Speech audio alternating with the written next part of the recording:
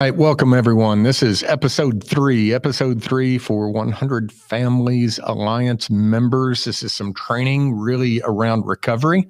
There are so many of us in these alliances in the communities that are impacted by drug and alcohol abuse, substance abuse disorder, addiction. And we either don't have lived experience or professional training, but it impacts us all the time. And so what we're doing here is a series with people that have some real experience and expertise in what we call recovery for you, so that you can do what you do better, so that you can come to some understanding, so that you've got awareness of what's going on in some of the different recovery fellowships.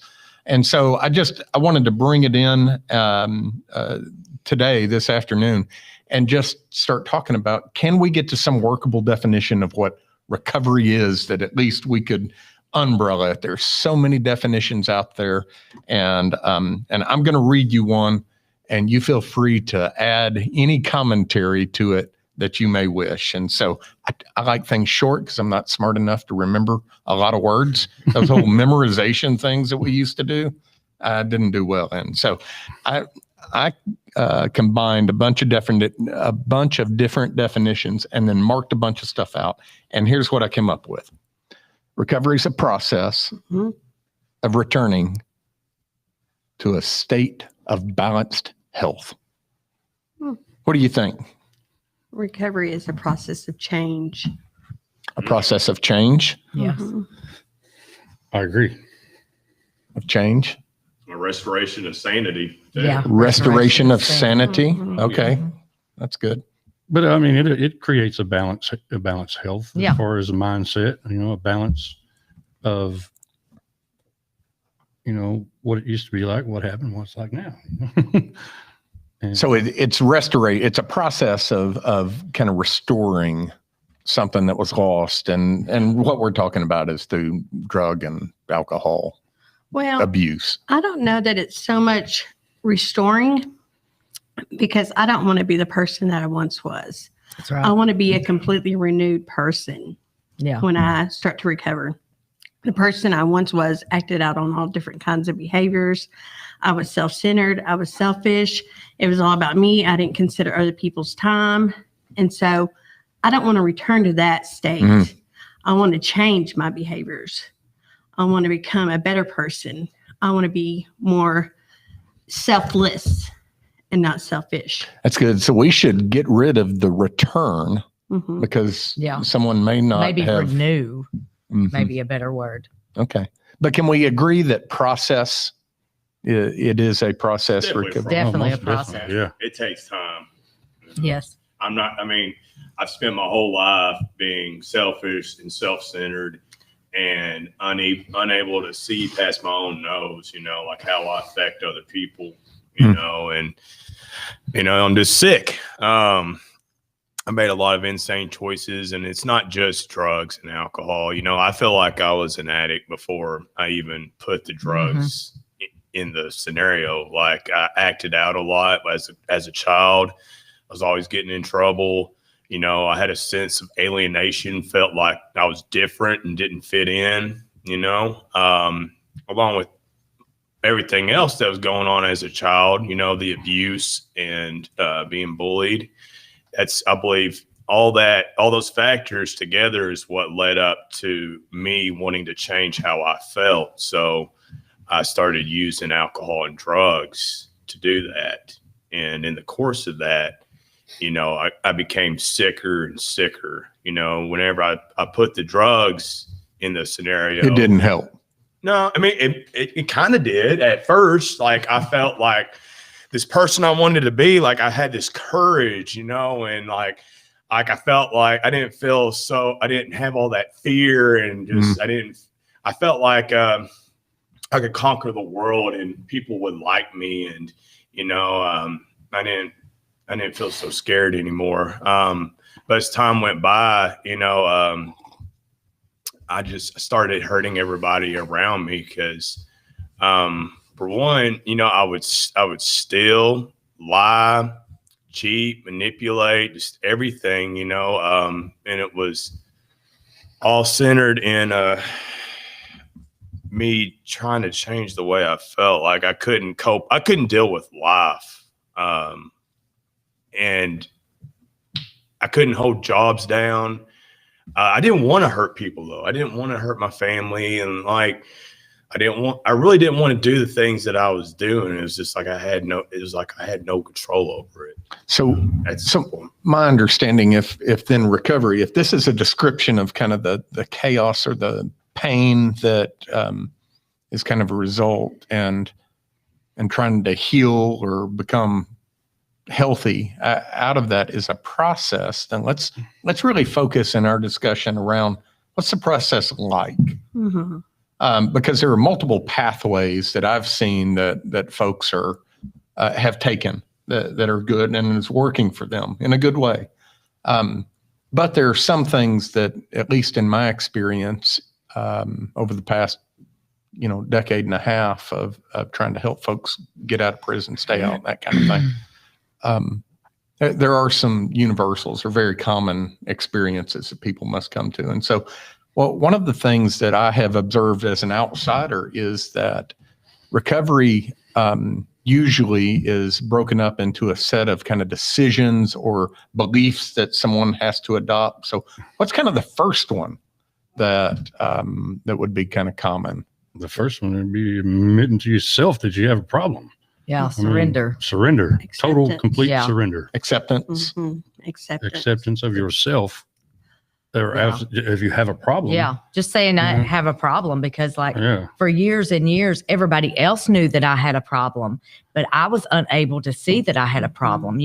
I was still taking my kids to school and, holding down jobs and being able to pay bills and stuff. And then through the process of addiction, those things got less and less.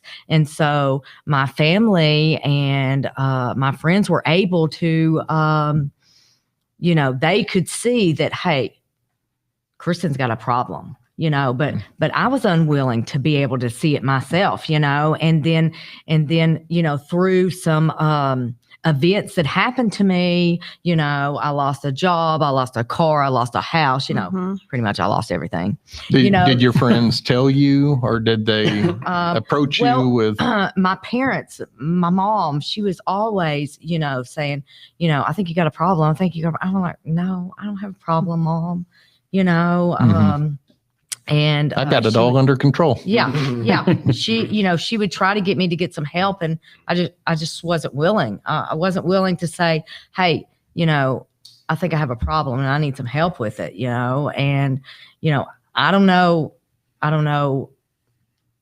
It was just through some, God just gave me the gift of desperation, and that's really all I can say. And I don't, the gift of desperation for me may not be what Nathan got, it may take him, getting arrested, going to prison, 5 suicide attempts, but for me, it didn't take that for me, so like my bottom and Stacy's bottom are different places.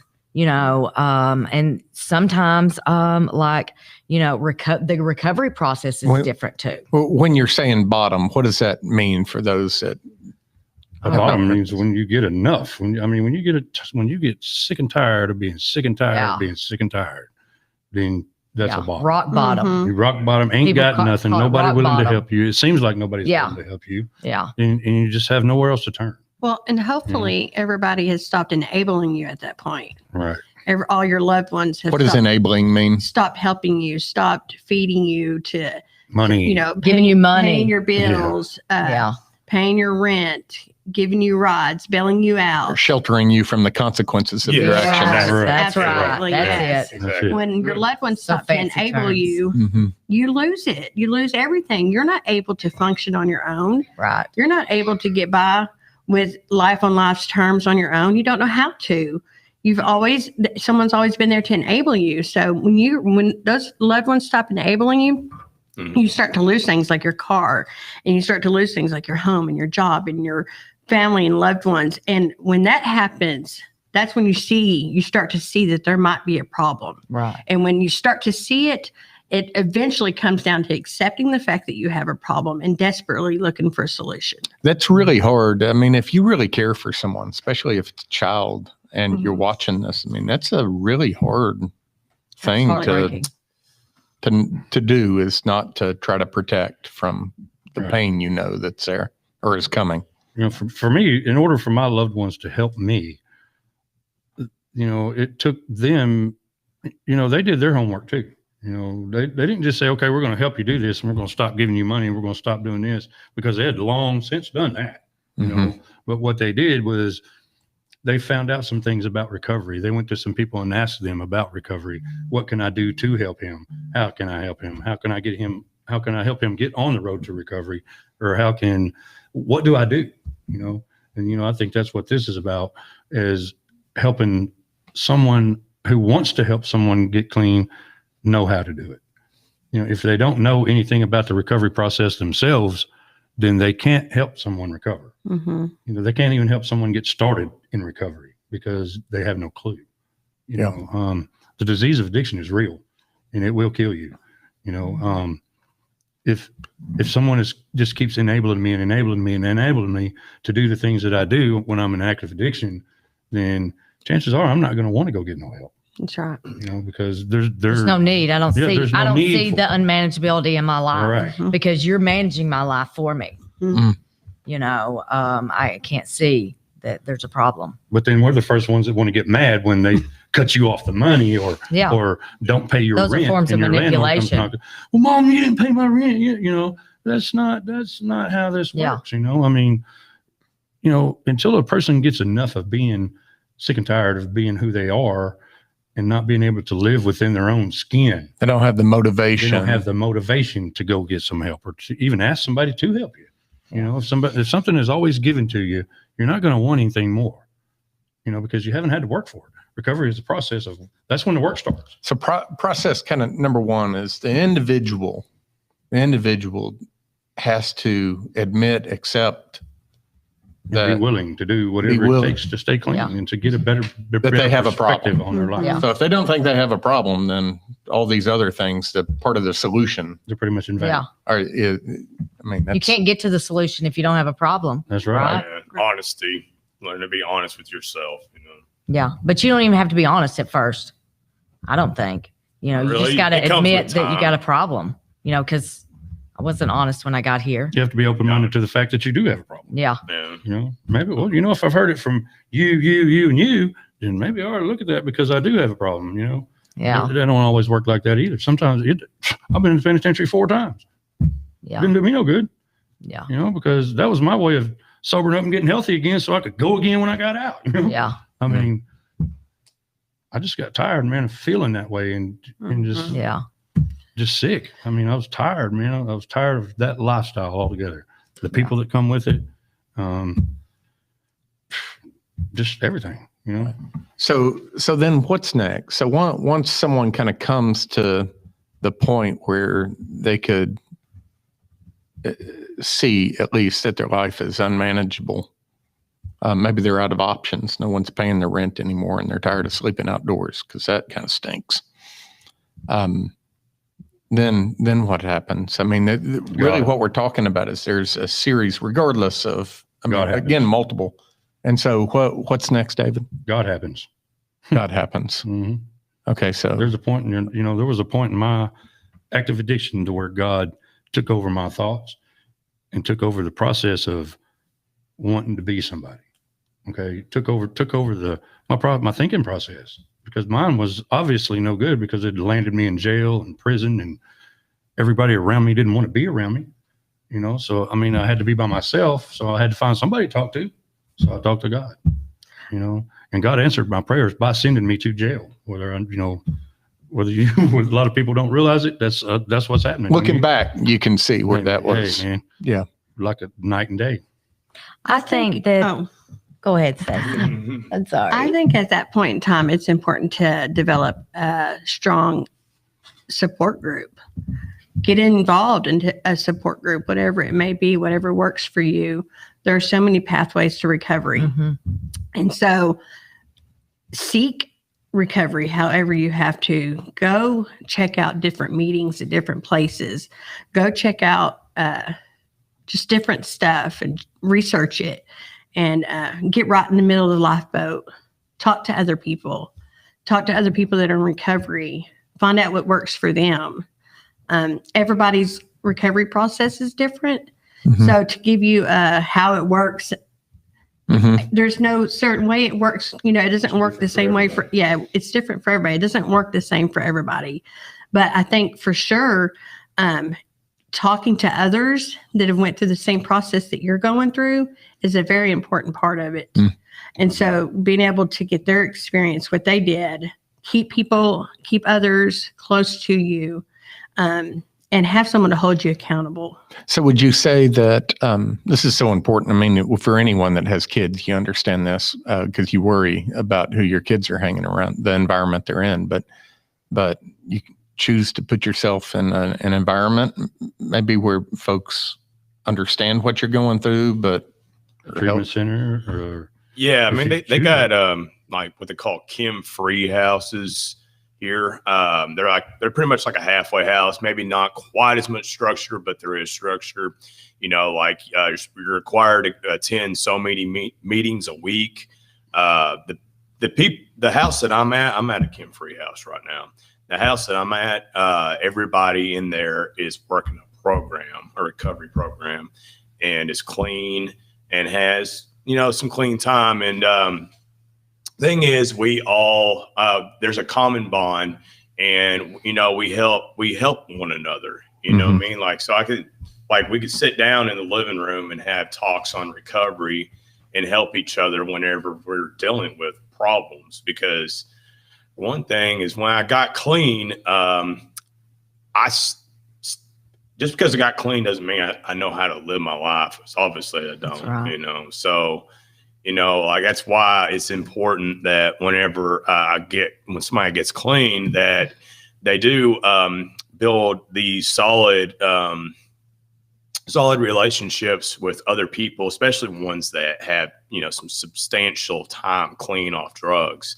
You know, people that, you know, so like if I go into the rooms of recovery and I see somebody that has some substantial time and they have something I want, then maybe I should, you know, go talk to that person and get their phone number and, you know, start to bridge this line of communication with them. And, you know, I don't know, there's a thing called sponsorship that is pretty important when it comes to recovery. And I don't know what I'm trying to say, but You're doing good. yeah. it's a must. Yeah. It's like I don't know how to live my life, so I need somebody else to show me how to live my life. Yeah. I mean, Like a mentor. like a mentor. Yeah. Exactly. Well, and like he was saying, or like I was saying, everyone's beginning of their road is different. He's in a Kim free. For me, when I started and after I accepted that I had a problem, I went to treatment. Me But there's too. some people that say that treatment doesn't work. And there's some people I know that have several years clean now that say they did it on their own, but they do talk to other people. So everybody's journey is going to be different. It's just important to find what journey works for you. It's important to embark on that journey, to find that pathway that works. And it's definitely important to find those people that have the substantial clean time that can tell you how they did it and show you what works for them. so I was hard headed, man. I went to treatment 9 times. Okay. See? And it didn't work. The treatment's not what worked for me. You know, the actual getting in a program somewhere and doing the step work with a sponsor and doing what it took for me to stay clean. You know, I picked someone who had a lot of clean time for a sponsor, and they don't co-sign none of my stuff. Yeah, there you go. Yeah. Right. They don't co-sign that. You know, they tell me like it is, and that's what I needed. You know, Yeah. I didn't need to say, "Oh, baby, it's going to be okay." Well, it's not okay. You know, I'm not okay. And treatment does work for somebody. I know for some people, and I'm not putting it out by no means, because Mhm. what it does is it plants a seed. Okay. And when you Mhm. get when that seed is planted, it's up to you to make it grow. That's right. It's up to you to pour the water on it, which we use step work, the sponsorship, the meetings, whatever it takes to make that seed grow. Mhm. Okay. Mhm. It's unfortunate that it don't work for everybody, but I looked at, when the opioid, we were becoming aware of the impact of opioid abuse in Arkansas a number of years ago. The Attorney General had, and for many years, she's had an opioid abuse summit. There's some other words that are in there, but basically it's bringing everyone together for a summit. And she brought in a doctor that was from Cleveland, Ohio. And this doctor, he had a wonderful presentation. This is a number of years ago, maybe 4 or 5 years ago. But I can remember, so that this doctor worked a detox in the hospital, and he had seen and treated more addicts than all the other doctors combined. And he had done it for 20 some odd years, and he collected a lot of data. And so he's just showing, the impact and the rise. And he was also showing that if an individual would join a fellowship, join a meeting, right, and they would have some type of professional counselor, Mhm. whether it be mental, I don't think there was a distinction between substance abuse and or mental health, right? And there was a third, I cannot for the life of me remember, there were 4 things he said that he would show people and go, please pick 3. If you pick 3, you got a 75% chance. Mhm. Mhm. If you pick 1, you're toast. right. Yeah. Mhm. Yeah. And so he was saying it's just for odds, right? Yeah. You may be the 25% that, Yeah. it just works for all that. But if you care about yourself, and if you're sick and tired of being sick and tired, if this OD, would be your last one, stack this up, pick all these things, engage in them, Mhm. and you've got a statistical. Yeah. Well, the statistics are against us. Big It's time. like 2 in 10 people make it to stay clean the rest of their lives. So that's like 20%. So, if you're looking at those odds, like which one of us is going to make it, Yeah. Mhm. and so like, that's scary to me. Mhm. That's real scary. So what I was thinking about is like about the void, because drugs and alcohol are just a symptom of my problem. Really, the problem is me. I don't know how to cope with my life. And so like I have to relearn these coping mechanisms that, because like my parents taught me right from wrong when I was a child, they taught me, but for some reason, I just swayed away from that. And, I forgot how to cope with life. Rebelled. Yes. And so, I know I've known a lot of people that they didn't go to treatment, or they don't participate in a recovery program like the 4 of us do. Mhm. I know a guy that, he just got involved with his church, and so there's other pathways Mhm. than just like a recovery process. Or I shouldn't say recovery process, Program. than, like a 12-step fellowship. Mhm.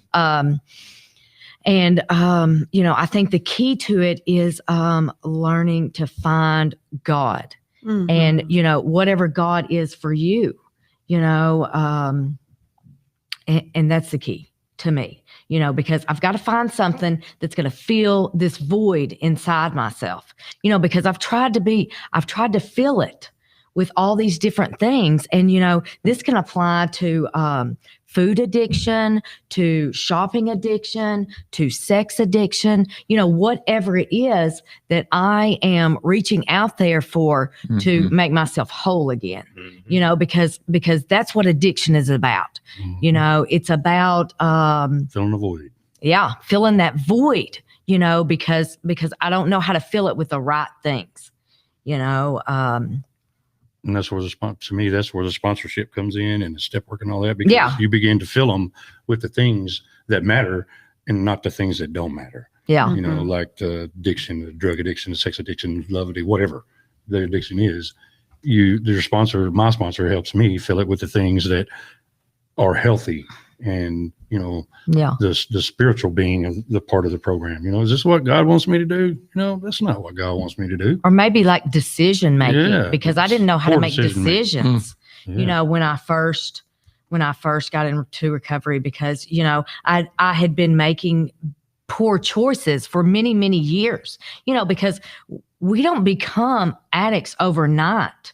It takes many, many years of using Mhm. before we are desperate, downtrodden people.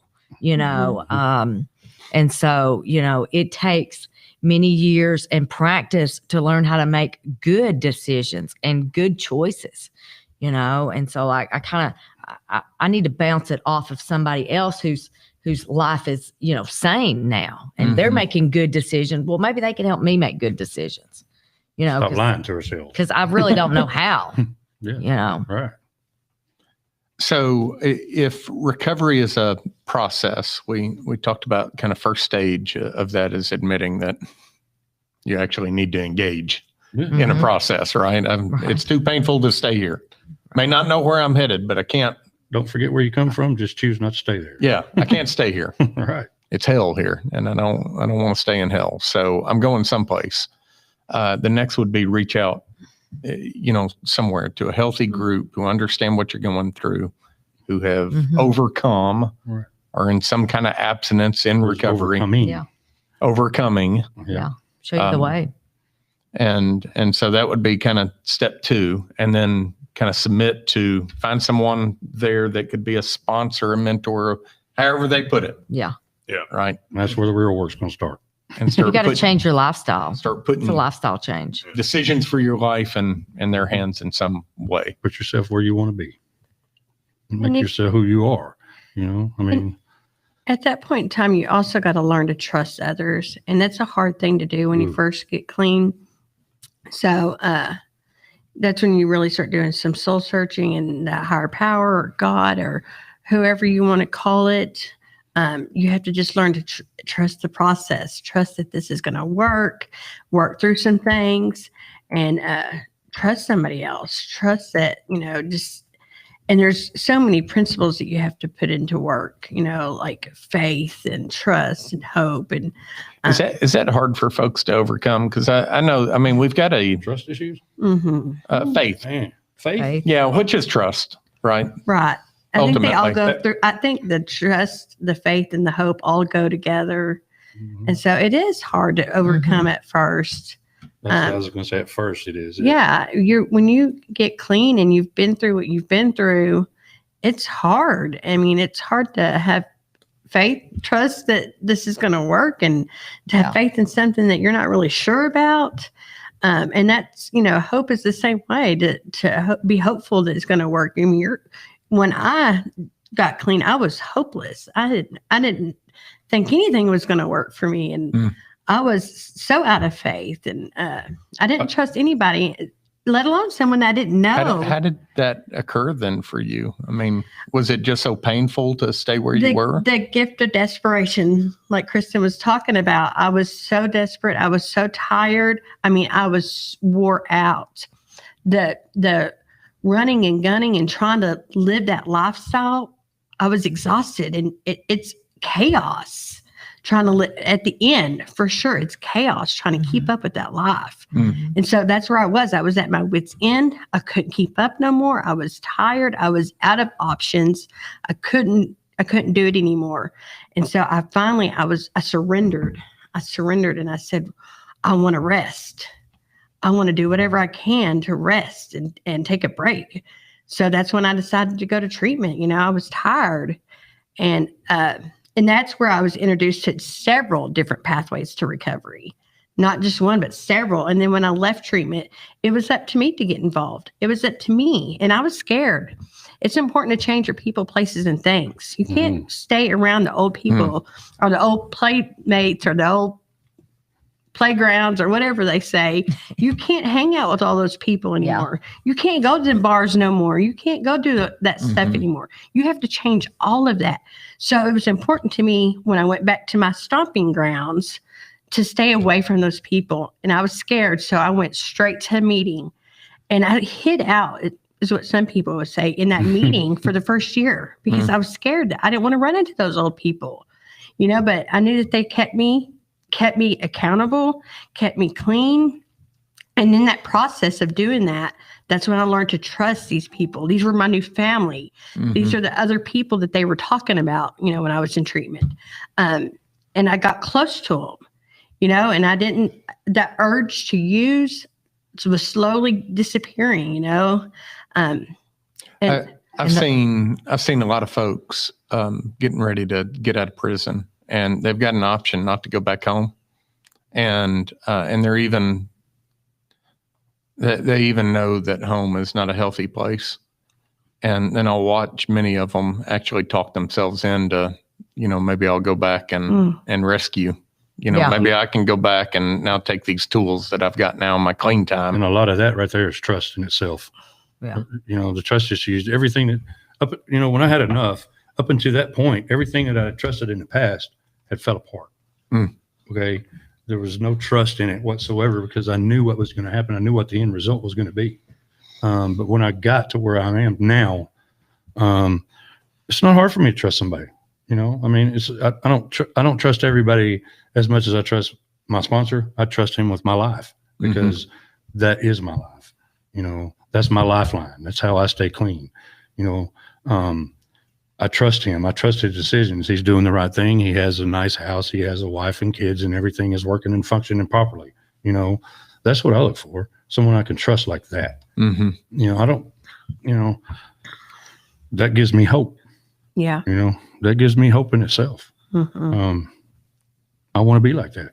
I'm not 100% there, but I'm getting closer every day, and it makes it easier for me to trust somebody and trust somebody in the rooms of where I am to, trust their decisions and trust them to help me make the right decision. They're not going to tell me something that's going to get me hurt. They're not going to tell me something that's going to get me, they're not financially going to take broke from you. Yeah, they're not going to take from me.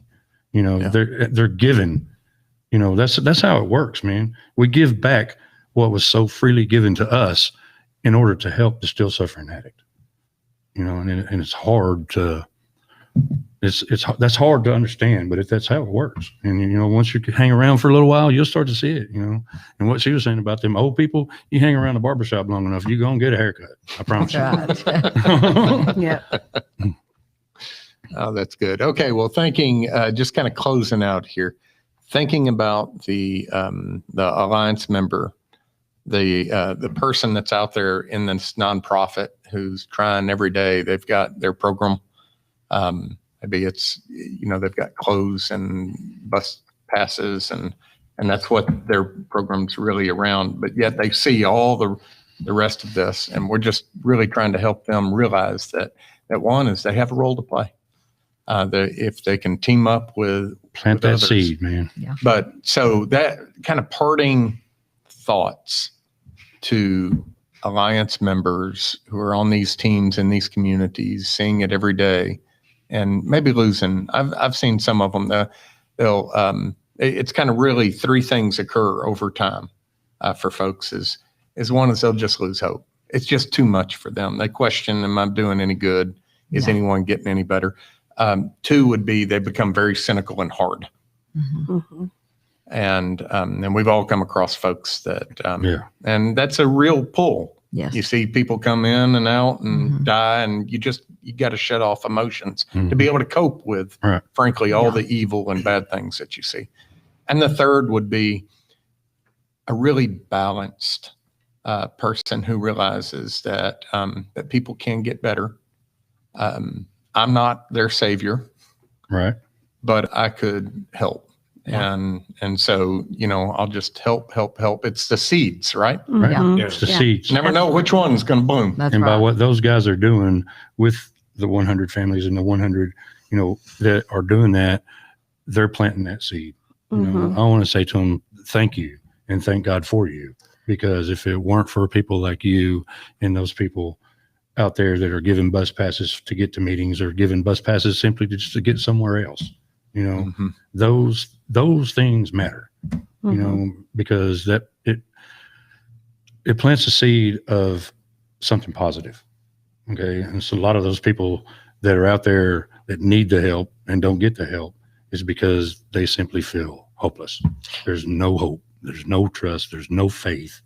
You know, and by somebody giving them a bus pass or even just telling them God loves you, you know, simple as that. Mhm. That gives them hope. It gives them some sort of something besides self. You know. And I just want to say, my name is Stacy. I don't think we introduced ourselves, but I'm at Counseling Services of Jacksonville, and I'm a peer recovery support specialist. Every week we do life skill groups there every Wednesday at 2 and every Thursday at 10. They're free. Hmm. So if there's anyone that is watching that's So struggling, Central Arkansas at Counseling Services of Jacksonville. in Jacksonville. And what's your address? It's 625 North First Street, Suite C. But we do life skill groups every Wednesday at 2, every Thursday at 10. They're free. I also do a MARA meeting every Monday at 5:30, and I do a Narcan training every month, the first Monday of every month. It's free. All of those groups are free. Mm. So if anybody is watching that's struggling and needs help with any of those things, come see us. Counseling Services of Jacksonville. And it's just, like I said, it's free. It's free services. So, That's great. yeah, absolutely. Mhm. Thanks. All right. Well, I want to thank you all very much for being here today. And Alliance members, I Thank do you want to for what thank you you. We're just trying to help the communities provide help in a more effective way and build the capacities of communities to be able to change. The governor started us down this path about 5 years ago of trying to reduce incarceration and the need for foster care in our communities. And so Yeah.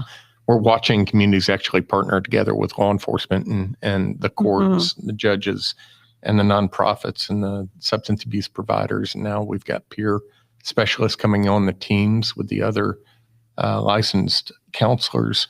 And what we're seeing is people, I think what it does, first of all, for the service providers, it provides them hope because they've been in it for so long. Yeah. And now that they're working together and have some additional tools to communicate and judge, they get to follow the effectiveness.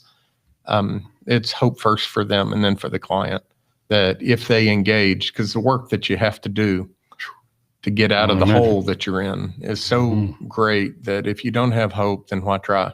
Right. And so I That's think it's where a providing lot the of people hope. are at. Yeah, they just don't have any hope. So Yeah. why try? Yeah. Um, It's really sad to be hopeless. mhm. I've been hopeless before. Mm-hmm. Me too. Absolutely. Yeah. Well, Hopeless, thanks helpless. for coming and sharing part of your experience. And hopefully, Alliance members, hopefully there was something here that was beneficial to you. If we're going to do these training videos on a very regular basis, we're going to try to hit it every week. So if there's something that you're wondering about or a suggestion, something that's really helped you do your job and you think it could help the broader group, then please just message us on one of the social media pages that you're watching this on, and we'll try to get that queued up for a future episode. So thanks so much, and may God bless you in your efforts.